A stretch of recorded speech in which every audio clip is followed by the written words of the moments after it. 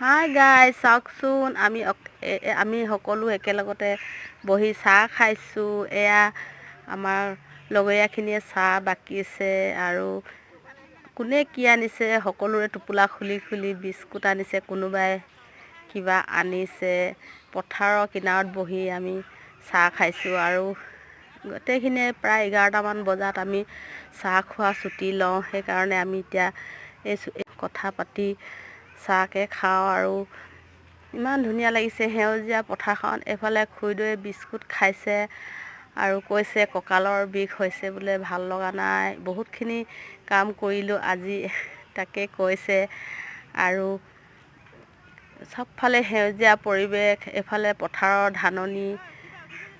ধাননিডৰা চাই পঠিয়ালে এনেই কিবা এটা ভাল লাগি যায়, হয় নহয় বাৰু গাইজ? চাওকচোন বন্ধু বান্ধৱ।